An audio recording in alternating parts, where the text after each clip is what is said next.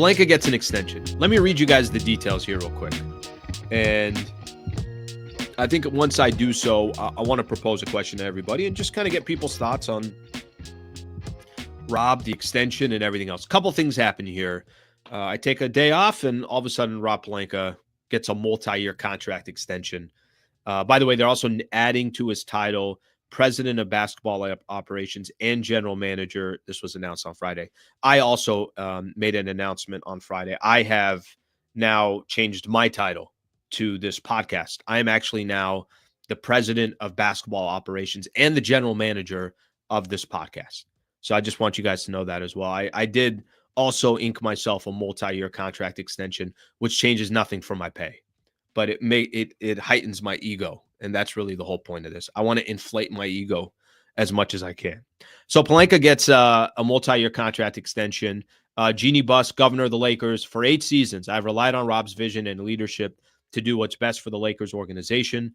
I value his partnership and his professionalism and believe in his ability to deliver championship caliber basketball for Los Angeles and Laker fans everywhere. All right. So let me give my quick initial thoughts on this. Not surprised. I think once Rob Pelinka figured out how to bring Luka Doncic to the Los Angeles Lakers, I'll kind of get into how much credit does he deserve, this, that. Guys, Luka's a Laker. So I'll tell you what Nico Harrison didn't do. He didn't call anybody else. Now, he might be an idiot for not doing that, but he didn't call anybody else. And his relationship with Rob Pelinka clearly helped make this deal happen. I'm not surprised that this happened.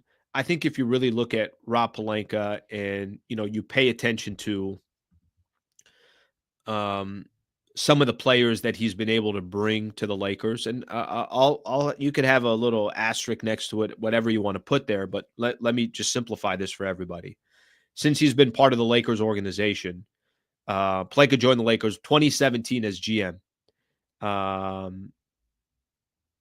So actually vice president of basketball, I think that was added back in the day. Anyways, so he's GM 2017. LeBron decides he wants to be a Los Angeles Laker. That's when Rob Pelinka's here. Lakers decide to trade for Anthony Davis. That's when Rob Pelinka's here. Lakers win a championship in 2020. That's when Rob Pelinka's here. And then in 2025, the Lakers trade on February 1st for Luka Doncic, goes down as one of the most shocking trades in NBA history. Rob Pelinka's here. For this Los Angeles Lakers organization, we know what the Lakers thirst for. Stars. They want superstars. Now, they want superstars that also lead to winning NBA championships. Of course, that's part of the foundation of what the Lakers are. And if you want to, LeBron was going to come here anyways. I don't care. Whoever's in charge, if LeBron came here, you didn't deter him from coming here. And are there other things, maybe the relationship with Rich Paul? And if you want to say, anyone could have traded for Anthony Davis because LeBron came here. Cool. I don't care. You gave up whatever assets that you gave up. You make Anthony Davis feel comfortable of wanting here and signing an extension here and all that stuff. You get credit for these kind of things. Well, you know what? Nico Harrison made the dumbest trade in the history of sports. I don't care. He made a trade with the Lakers, and Luka Doncic is here. So I'm not surprised that Rob Pelinka is here. I think the thing that, for me, is going to be most fun to watch moving forward with the Lakers. Right now, this is a very imperfect roster. And I think everybody knows that you're in this kind of weird transition. See how far LeBron and Luka can go together. But the reality is, this is going to be the first time where this is going to be Pelinka's fingerprints all over this Lakers roster with this kind of new chapter of Lakers basketball. LeBron's been here now. This is his 7th year with the Lakers. Probably back here next year as well for his 8th year with the Lakers. But this will be the first time, and I think this offseason, where the game plan's completely changed. You're not building around Anthony Davis. You obviously highly, highly value LeBron's opinion, but you also know that LeBron's not going to be here in 5 years, where the hope is Luka is going to be here for the next 5, 7, 10 years. Big deal that, Pelinka signed the extension, and the guy went from, what is he doing at the deadline? Why isn't he grabbing another big man for Anthony Davis? what is happening, all this stuff, however you want to describe it, to he's celeb now. Pelinka's walking around with his chest out, feeling great about himself, got that extension, and now moving forward, he's going to be known as one of the individuals that helped orchestrated one of the more shocking trades in NBA history. So he gets his extension, and we figure out what happens from here. What is this next chapter for Pelinka? Just now that the AD chapter is over, LeBron still got great impact on this team, but we assume LeBron's not there in 5 years from now, that you're going to start, obviously building around Luka. What do you make of what happens with Rob and how they construct things down the road?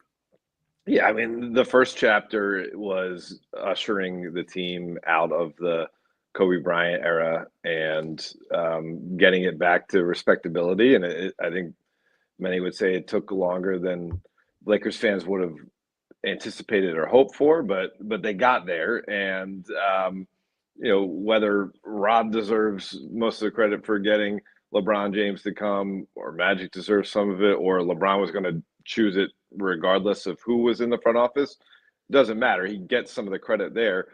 And a championship's a championship. Over an era, if you look back over the last 5-6 years since the Lakers won the championship, it's not like other teams are stacking up multiple championships. We are in the parity era. So to get one is significant, and he deserves credit for it. You land Luka Doncic, who's a 26-year-old international superstar that they can market. And look at what their friends with the Dodgers are doing right now. The amount of ticket sales on a nightly basis from people coming from out of the country to see the Dodgers. I certainly think they view that could be something they can lean into more so, even more so with the Lakers at moving forward. And then you got to win, but certainly the competitive zeal that someone like Luka has, and let's mention JJ Redick here too. Certainly the home run hire of JJ Redick. Those are two moves that Rob's fingerprints are all over. The relationship with Nico Harrison led to the Luka trade. Thinking outside the box in talent evaluation when it comes to coaching led to JJ Redick. Both of them are dynamite figureheads for this franchise moving forward. And right now, listen, the Lakers view this postseason as kind of a wide open field. Yeah, there are favorites out there in OKC and Boston, but they're not juggernauts in the Lakers' estimation. And so let's try to get one here. If we don't get one here, we still have a ton of positive momentum going forward. And Rob has bought himself some grace here, where it shouldn't be championship or complete abject failure. Sure. But there is the idea that the window is open right now. So, you got to maximize it while it's open. All right. Thank you very much for watching the clip. Just want to give a shout out here to one of our partners, the Wallace Firm. They are official injury attorney of the Sliwa Show and Hoops Talk, the entire channel. If you are ever in a need, and I hope you're not, but some type of serious injury with yourself or a family member of yours, I would like to personally help you by introducing you to the best in the business, Brad Wallace and the Wallace Firm. Also got a URL out here that you can use as well. Just go to wallacewins.com/Sliwa. Thank you for their partnership, and thank you for being a part of the Sliwa Show.